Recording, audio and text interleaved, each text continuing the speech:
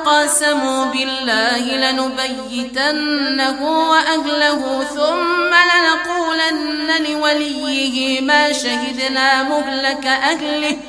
ثم لنقولن لوليه ما شهدنا مهلك أهله وإنا لصادقون